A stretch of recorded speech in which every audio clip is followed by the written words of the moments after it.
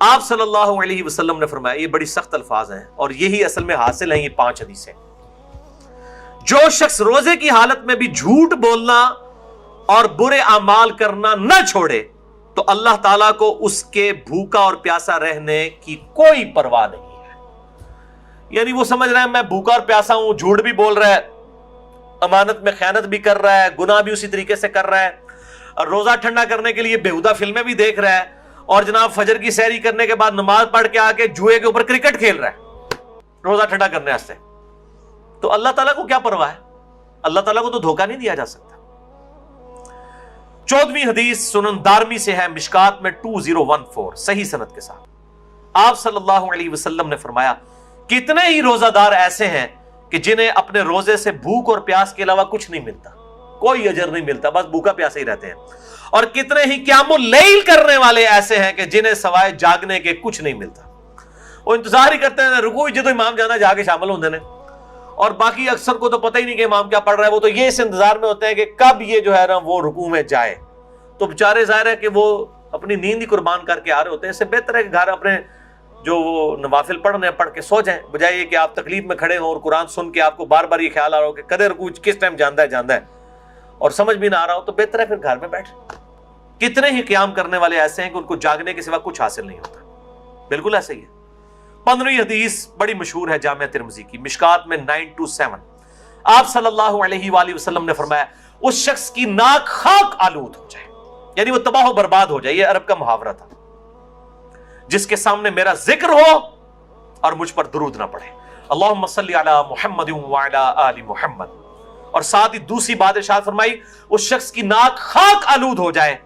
جس کے پاس رمضان آ کر چلا جائے اور وہ اللہ سے اپنی مغفرت نہ کروا سکے۔ اتنا بہترین نیکیوں کا موسم آئے اور اپنی مغفرت نہ کروا سکے، برباد ہو جائے ایسا شخص جو رمضان میں اپنی مغفرت نہ کروا سکے۔ اور تیسری چیز فرمائی، اس شخص کی ناک خاک آلود ہو جو اپنے ماں باپ میں سے دونوں یا کسی ایک کو بڑھاپے کی حالت میں پائے اور پھر ان کی خدمت کر کے جنت نہ کما سکے، اس کو بھی برباد ہی ہو جانا چاہیے جس کے پاس اس کے ماں باپ جنت کی شکل میں دونوں یا دونوں میں سے ایک موجود تھا کہ اس کی خدمت کرے۔ اور یہ جو الفاظ ہے نا کہ اس کی ناک خاک آلود ہو، برباد ہو جائے، جو ماں باپ کو کی خدمت کر کے جنت نہ کما سکے، یہ الفاظ صحیح مسلم میں بھی موجود ہے، صرف اتنے الفاظ، یہ حدیث مسلم میں بھی ہے اتنے الفاظ کے ساتھ۔ اچھا، اسی حدیث کا ایک مشہور طریق ہے، وہ مشکات میں تو نہیں ہے، المستدرک للحاکم میں ہے صحیح سند کے ساتھ 7256، جس کی امام حاکم نے بھی تصحیح کی ہے، امام ذہبی نے بھی، شیخ البانی نے بھی، اور شیخ زبیر علی زئی صاحب نے بھی رحمہم اللہ اجمعین۔ بڑی مشہور حدیث ہے کہ آپ صلی اللہ علیہ وآلہ وسلم ایک دن ممبر پر چڑھے، پہلی سیڑھی پر قدم رکھا تو فرمایا آمین،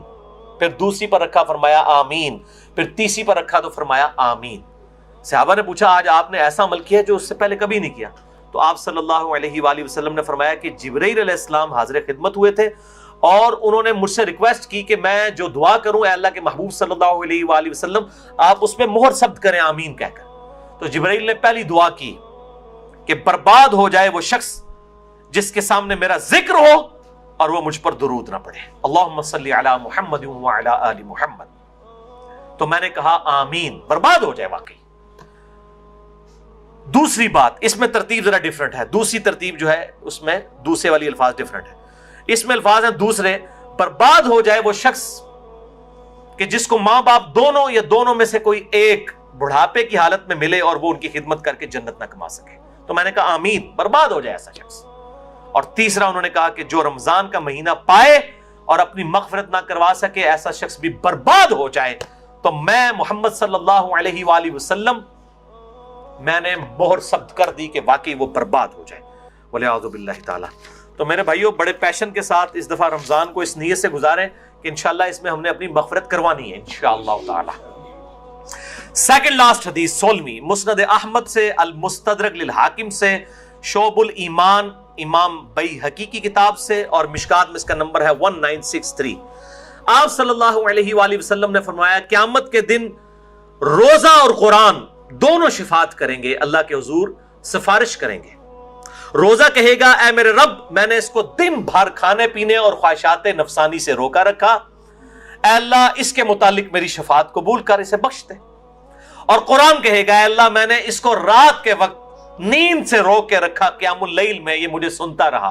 اے اللہ میری شفاعت اس کے حق میں قبول فرما۔ اور اس حدیث میں الفاظ ہیں کہ اللہ تعالیٰ روزہ اور قرآن دونوں کی شفاعت قبول فرما لے گا، الحمدللہ۔ اور صحیح مسلم میں بھی ایک حدیث ہے، القرآن حجت لک او علیک، قرآن یا تیرے حق میں حجت ہے یا تیرے خلاف حجت ہے۔ اللہ تعالیٰ اس قرآن کو ہمارے حق میں حجت فرمائے، آمین۔ آخری حدیث، 17ویں حدیث، مسند احمد سے، مشکات میں ہے، اس کا نمبر 5331، یہ آخر میں نے رکھی تھی، بہت کریٹیکل ہے۔ آپ صلی اللہ علیہ وآلہ وسلم نے فرمایا،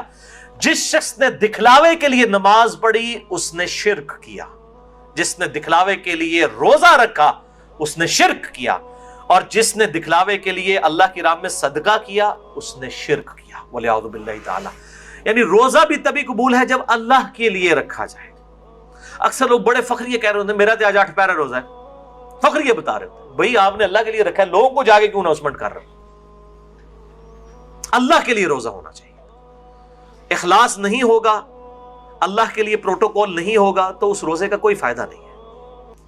اور سورۃ الانعام کی آیت نمبر 162 مجھے ضمناً یاد آ گئی، قل ان صلاتی و نسکی و محیای و مماتی للہ رب العالمین۔